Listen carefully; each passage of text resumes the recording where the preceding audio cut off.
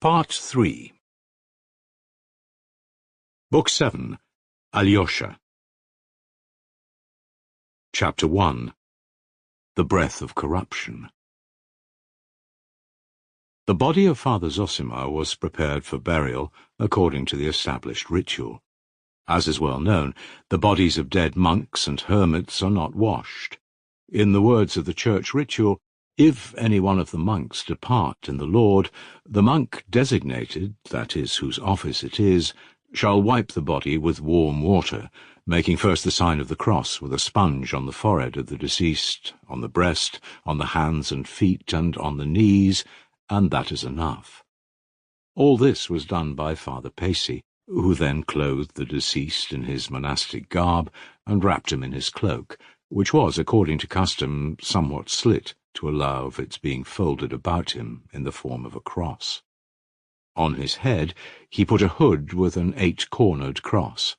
The hood was left open, and the dead man's face was covered with black gauze.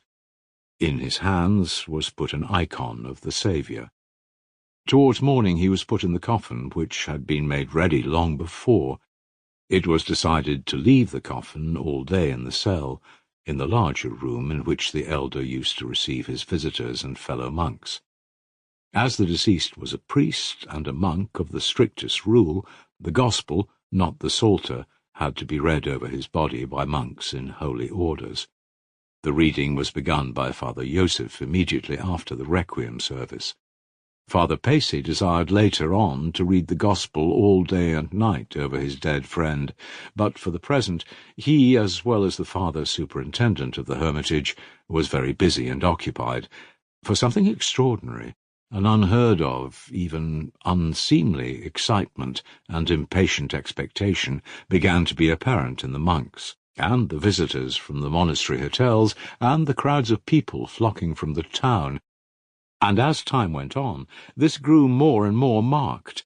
Both the superintendent and Father Pacey did their utmost to calm the general bustle and agitation.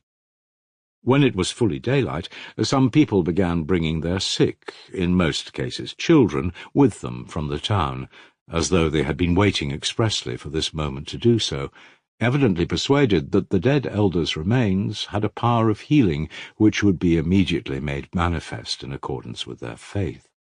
It was only then apparent how unquestionably everyone in our town had accepted Father Zosima during his lifetime as a great saint, and those who came were far from being all of the humbler classes. This intense expectation on the part of believers, displayed with such haste, such openness, even with impatience and almost insistence, impressed Father Pacey as unseemly. Though he had long foreseen something of the sort, the actual manifestation of the feeling was beyond anything he had looked for. When he came across any of the monks who displayed this excitement, Father Pacey began to reprove them. Such immediate expectation of something extraordinary, he said, shows a levity, possible to worldly people, but unseemly in us. But little attention was paid him, and Father Pacey noticed it uneasily. Yet he himself, if the whole truth must be told, secretly at the bottom of his heart cherished almost the same hopes, and could not but be aware of it, though he was indignant at the too impatient expectation around him, and saw in it light-mindedness and vanity. Nevertheless, it was particularly unpleasant to him to meet certain persons whose presence aroused in him great misgivings. In the crowd in the dead man's cell he noticed with inward aversion, for which he immediately reproached himself, the presence of Rakitin and of the monk from Obdorsk, who was still staying in the monastery.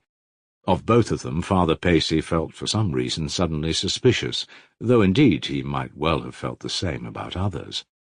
The monk from Obdorsk was conspicuous as the most fussy in the excited crowd. He was to be seen everywhere. Everywhere he was asking questions. Everywhere he was listening. On all sides he was whispering with a peculiar, mysterious air. His expression showed the greatest impatience and even a sort of irritation. As for Rakitin, he, as appeared later, had come so early to the hermitage at the special request of Madame Hochlakov.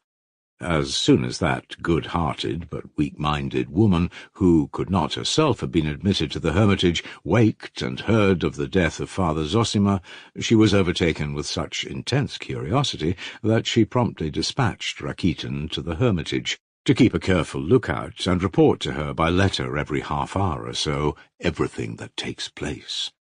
She regarded Rakitin as a most religious and devout young man. He was particularly clever in getting round people and assuming whatever part he thought most to their taste, if he detected the slightest advantage to himself from doing so. It was a bright, clear day, and many of the visitors were thronging about the tombs, which were particularly numerous round the church, and scattered here and there about the hermitage. As he walked round the hermitage, Father Pacy remembered Alyosha, and that he had not seen him for some time, not since the night, and he had no sooner thought of him than he at once noticed him in the farthest corner of the hermitage garden, sitting on the tombstone of a monk who had been famous long ago for his saintliness. He sat with his back to the hermitage and his face to the wall, and seemed to be hiding behind the tombstone. Going up to him, Father Pacy saw that he was weeping quietly but bitterly, with his face hidden in his hands, and that his whole frame was shaking with sobs. Father Pacy stood over him for a little. "Enough, dear son. Enough, dear," he pronounced with feeling at last. "Why do you weep? Rejoice and weep not. Don't you know that this is the greatest of his days? Think only where he is now at this moment." Alyosha glanced at him, uncovering his face, which was swollen with crying, like a child's, but turned away at once without uttering a word, and hid his face in his hands again. "Maybe it is well," said Father Pacy thoughtfully. "Weep if you must. Christ has sent you those tears. Your touching tears are but a relief to your spirit, and will serve to gladden your dear heart," he added to himself, walking away from Alyosha, and thinking lovingly of him. He moved away quickly, however, for he felt that he too might weep, looking at him. Meanwhile the time was passing. The monastery services and requiems for the dead followed in their due course. Father Pacy again took Father Joseph's place by the coffin and began reading the Gospel.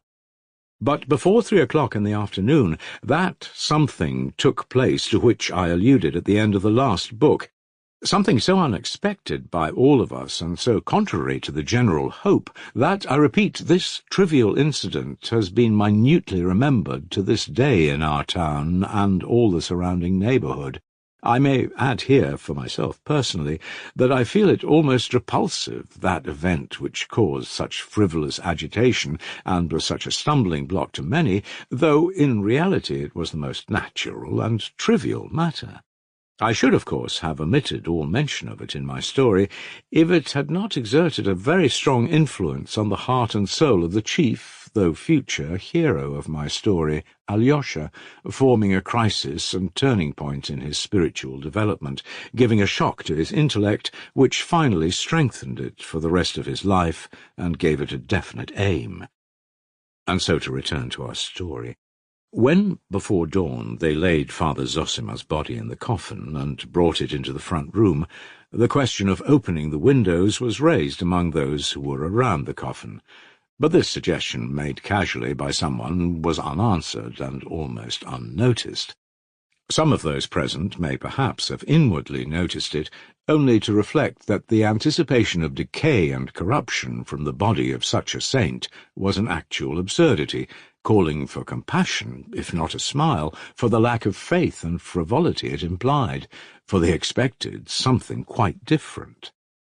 And, behold, soon after midday there were signs of something, at first only observed in silence by those who came in and out, and were evidently each afraid to communicate the thought in his mind.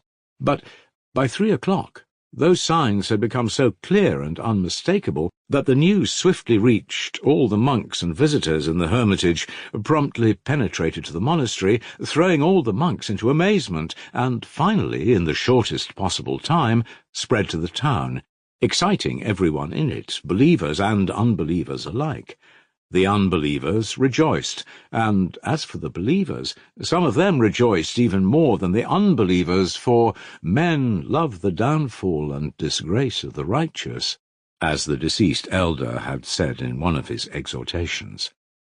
The fact is that a smell of decomposition began to come from the coffin, growing gradually more marked, and by 3 o'clock it was quite unmistakable.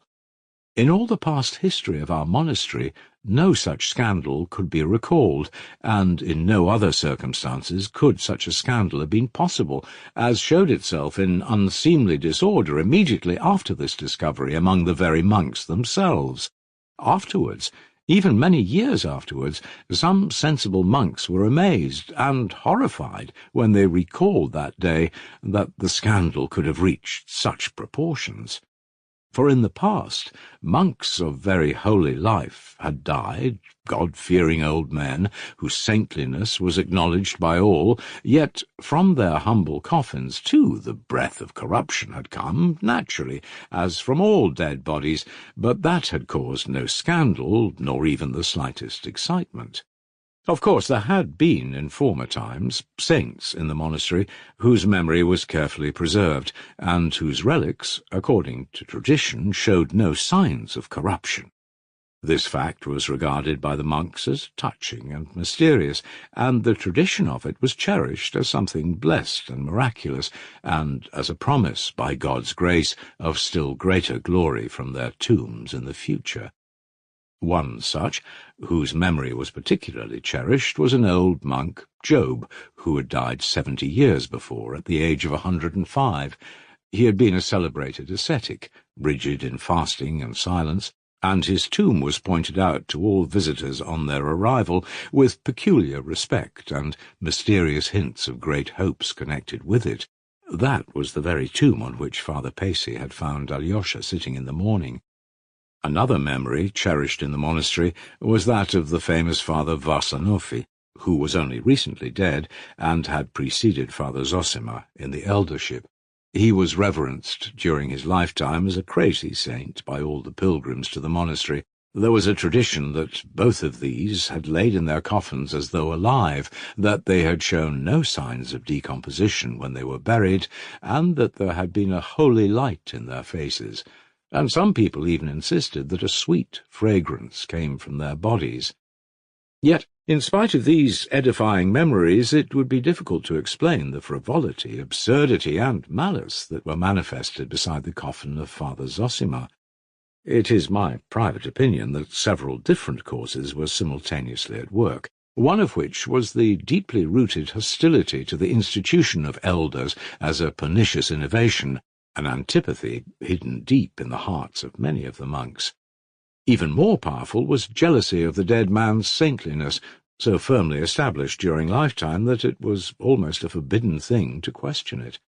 For though the late elder had won over many hearts, more by love than by miracles, and had gathered round him a mass of loving adherents, none the less, in fact, rather the more on that account, he had awakened jealousy, and so had come to have bitter enemies, secret and open, not only in the monastery, but in the world outside it.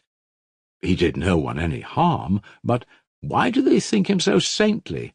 And that question alone, gradually repeated, gave rise at last to an intense, insatiable hatred of him. That, I believe, was why many people were extremely delighted at the smell of decomposition which came so quickly, for not a day had passed since his death. At the same time, there were some among those who had been hitherto reverently devoted to the elder who were almost mortified and personally affronted by this incident. This was how the thing happened. As soon as signs of decomposition had begun to appear, the whole aspect of the monks betrayed their secret motives in entering the cell. They went in, stayed a little while, and hastened out to confirm the news to the crowd of other monks waiting outside. Some of the latter shook their heads mournfully, but others did not even care to conceal the delight which gleamed unmistakably in their malignant eyes, and now no one reproached them for it. No one raised his voice in protest, which was strange, for the majority of the monks had been devoted to the dead elder. But it seemed as though God had in this case let the minority get the upper hand for a time.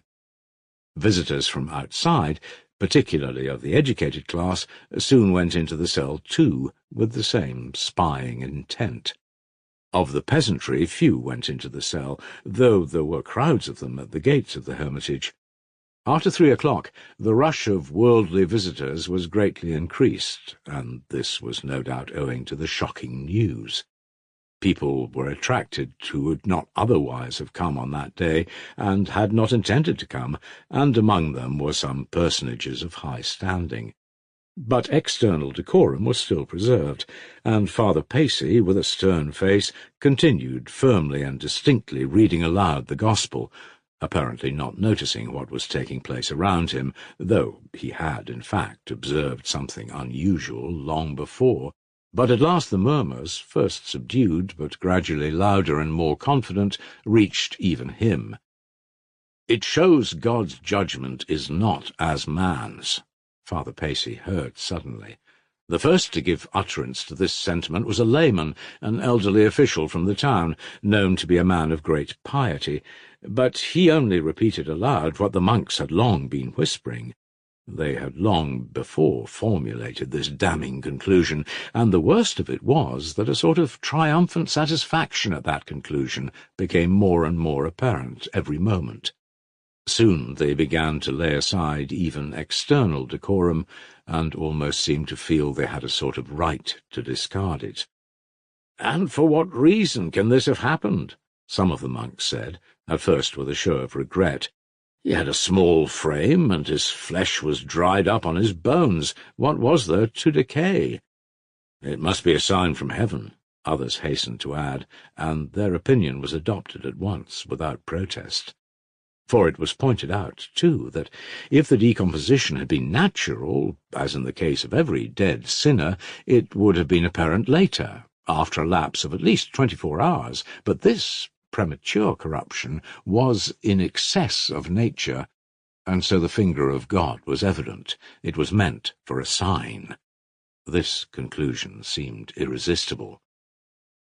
Gentle Father Joseph, the librarian, a great favourite of the dead man's, tried to reply to some of the evil speakers that this is not held everywhere alike, and that the incorruptibility of the bodies of the just was not a dogma of the Orthodox Church, but only an opinion, and that even in the most orthodox regions, at Athos, for instance, they were not greatly confounded by the smell of corruption, and there the chief sign of the glorification of the saved was not bodily incorruptibility, but the colour of the bones when the bodies have lain many years in the earth and have decayed in it.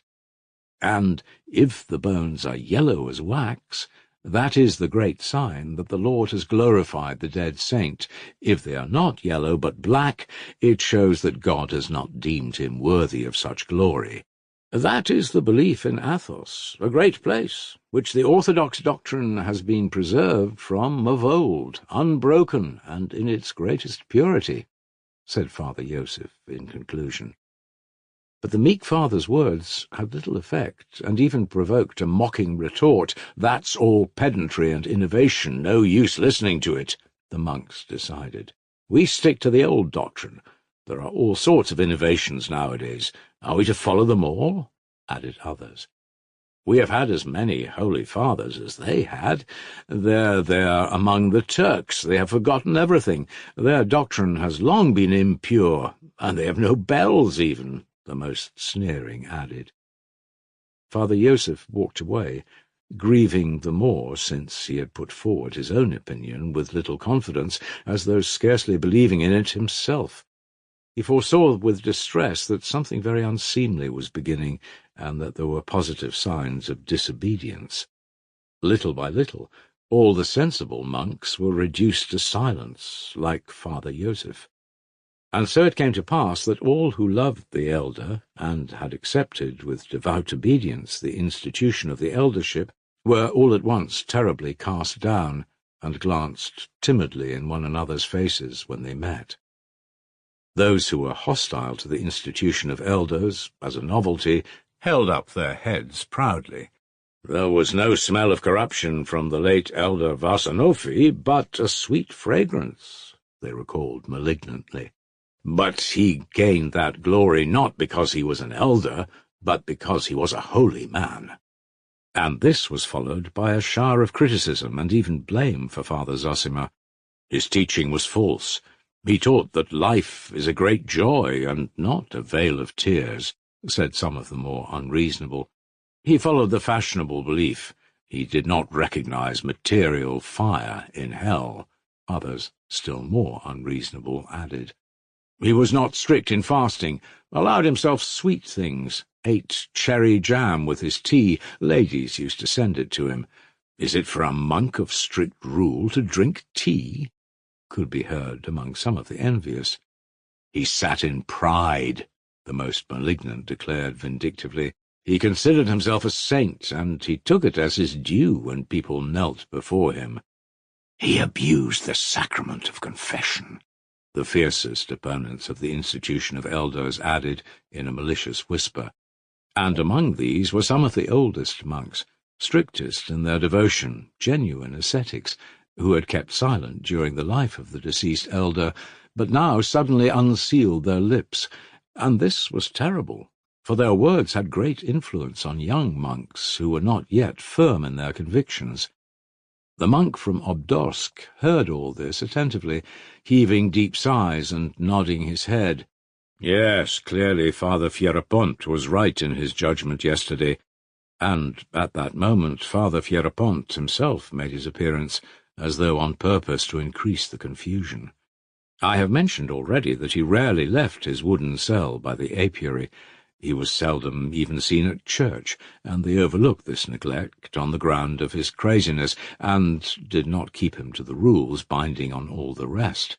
But if the whole truth is to be told, they hardly had a choice about it, for it would have been discreditable to insist on burdening with the common regulations so great an ascetic, who prayed day and night. He even dropped asleep on his knees. If they had insisted, the monks would have said, "He is holier than all of us, and he follows a rule harder than ours, and if he does not go to church, it's because he knows when he ought to. He has his own rule." It was to avoid the chance of these sinful murmurs that Father Fierapont was left in peace. As everyone was aware, Father Fierapont particularly disliked Father Zosima, and now the news had reached him in his hut that God's judgment is not the same as man's, and that something had happened which was in excess of nature. It may well be supposed that among the first to run to him with the news was the monk from Obdorsk, who had visited him the evening before and left his cell terror-stricken. I have mentioned above that though Father Pacy, standing firm and immovable, reading the Gospel over the coffin, could not hear nor see what was passing outside the cell, he gauged most of it correctly in his heart, for he knew the men surrounding him well. He was not shaken by it, but awaited what would come next without fear, watching with penetration and insight for the outcome of the general excitement. Suddenly, an extraordinary uproar in the passage, in open defiance of decorum, burst on his ears. The door was flung open, and Father Fierapont appeared in the doorway. Behind him there could be seen accompanying him a crowd of monks, together with many people from the town. They did not, however, enter the cell, but stood at the bottom of the steps, waiting to see what Father Fierapont would say or do, for they felt with a certain awe, in spite of their audacity, that he had not come for nothing. Standing in the doorway, Father Fierapont raised his arms, and under his right arm the keen, inquisitive little eyes of the monk from Obdorsk peeped in. He alone, in his intense curiosity, could not resist running up the steps after Father Fierapont. The others, on the contrary, pressed farther back in sudden alarm when the door was noisily flung open. Holding his hands aloft, Father Fierapont suddenly roared, "Casting out! I cast out!" And, turning in all directions, he began at once making the sign of the cross at each of the 4 walls and 4 corners of the cell in succession. All who accompanied Father Fierapont immediately understood his action, for they knew he always did this wherever he went, and that he would not sit down or say a word till he had driven out the evil spirits. "Satan, go hence! Satan, go hence!" he repeated at each sign of the cross. "Casting out, I cast out!" he roared again. He was wearing his coarse gown, girt with a rope. His bare chest, covered with grey hair, could be seen under his hempen shirt. His feet were bare. As soon as he began waving his arms, the cruel irons he wore under his gown could be heard clanking. Father Pacey paused in his reading, stepped forward, and stood before him, waiting. "What have you come for, worthy father? Why do you offend against good order? Why do you disturb the peace of the flock?" he said at last, looking sternly at him. "What have I come for? You ask why? What is your faith?" shouted Father Fierapont crazily.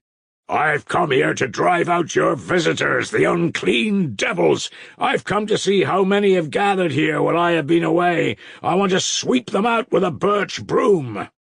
"You cast out the evil spirit, but perhaps you're serving him yourself," Father Pacey went on fearlessly. "And who can say of himself, 'I am holy'? Can you, Father?" "I am unclean, not holy. I would not sit in an armchair and would not have them bow down to me as an idol," thundered Father Fierapont. "Nowadays folk destroy the true faith. The dead man, your saint," he turned to the crowd, pointing with his finger to the coffin, "did not believe in devils. He gave medicine to keep off the devils, and so they have become as common as spiders in the corners. And now he has begun to stink himself. In that we see a great sign from God." The incident he referred to was this. One of the monks was haunted in his dreams, and later on, in waking moments, by visions of evil spirits. When, in the utmost terror, he confided this to Father Zosima, the elder had advised continual prayer and rigid fasting, but when that was of no use, he advised him, while persisting in prayer and fasting, to take a special medicine. Many persons were shocked at the time and wagged their heads as they talked over it, and most of all Father Fierapont, to whom some of the censorious had hastened to report this extraordinary counsel on the part of the elder. "Go away, Father," said Father Pacey in a commanding voice. "It's not for man to judge, but for God. Perhaps we see here a sign which neither you nor I nor any one of us is able to comprehend. Go, Father, and do not trouble the flock," he repeated impressively.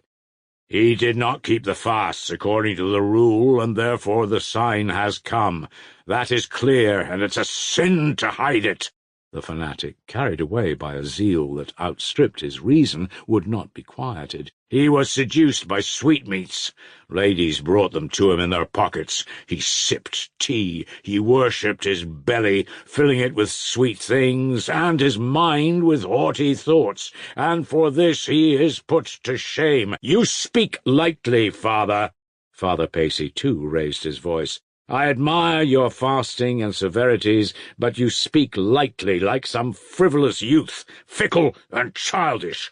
Go away, Father, I command you," Father Pacey thundered in conclusion. "I will go," said Fierapont, seeming somewhat taken aback, but still as bitter. "You learned men, you're so clever you look down upon my humbleness. I came hither with little learning, and here I have forgotten what I did know. God himself has preserved me in my weakness from your subtlety." Father Pacey stood over him, waiting resolutely. Father Fierapont paused, and suddenly, leaning his cheek on his hand despondently, pronounced in a sing-song voice, looking at the coffin of the dead elder, "Tomorrow they will sing over him, our helper and defender, a splendid anthem. And over me, when I die, all they'll sing will be, 'What earthly joy,' a little canticle." He added with tearful regret, "When a monk's body is carried out from the cell to the church, and from the church to the graveyard, the canticle 'What earthly joy' is sung. If the deceased was a priest as well as a monk, the canticle Our Helper and Defender is sung instead. "You're proud and puffed up. This is a vain place," he shouted suddenly, like a madman, and with a wave of his hand he turned quickly and quickly descended the steps. The crowd awaiting him below wavered. Some followed him at once, and some lingered, for the cell was still open, and Father Pacey, following Father Fierapont onto the steps, stood watching him. The excited old fanatic was not completely silenced. Walking 20 steps away, he suddenly turned towards the setting sun, raised both his arms, and, as though someone had cut him down, fell to the ground with a loud scream. "My God has conquered! Christ has conquered the setting sun!" he shouted frantically, stretching up his hands to the sun, and, falling face downwards on the ground, he sobbed like a little child, shaken by his tears and spreading out his arms on the ground. Then all rushed up to him. There were exclamations and sympathetic sobs. A kind of frenzy seemed to take possession of them all. "This is the one who is a saint! This is the one who is a holy man!" some cried aloud, losing their fear. "This is he who should be an elder!" Others added malignantly. "He wouldn't be an elder, he would refuse. He wouldn't serve a cursed innovation. He wouldn't imitate their foolery," other voices chimed in at once. And it is hard to say how far they might have gone, but at that moment the bell rang, summoning them to service. All began crossing themselves at once. Father Fierapont, too, got up and, crossing himself, went back to his cell without looking round, still uttering exclamations which were utterly incoherent. A few followed him, but the greater number dispersed, hastening to service. Father Pacey let Father Joseph read in his place and went down. The frantic outcries of bigots could not shake him, but his heart was suddenly filled with melancholy for some special reason, and he felt that. He stood still and suddenly wondered, "Why am I sad, even to dejection?" and immediately grasped with surprise that his sudden sadness was due to a very small and special cause. In the crowd thronging at the entrance to the cell, he had noticed Alyosha, and he remembered that he had felt at once a pang at heart on seeing him. "Can that boy mean so much to my heart now?" he asked himself, wondering. At that moment Alyosha passed him, hurrying away, but not in the direction of the church. Their eyes met. Alyosha quickly turned away his eyes and dropped them to the ground, and from the boy's look alone, Father Pacey guessed what a great change was taking place in him at that moment. "Have you too fallen into temptation?" cried Father Pacey. "Can you be with those of little faith?" he added mournfully. Alyosha stood still and gazed vaguely at Father Pacey, but quickly turned his eyes away again and again looked on the ground. He stood sideways and did not turn his face to Father Pacey, who watched him attentively. "Where are you hastening? The bell calls to service," he asked again, but again Alyosha gave no answer. "Are you leaving the hermitage? What, without asking leave? Without asking a blessing?" Alyosha suddenly gave a wry smile, cast a strange, very strange look at the father to whom his former guide, the former sovereign of his heart and mind, his beloved elder, had confided him as he lay dying, and suddenly, still without speaking, waved his hand as though not caring even to be respectful, and with rapid steps walked towards the gates away from the hermitage. "You will come back again," murmured Father Pacey, looking after him with sorrowful surprise.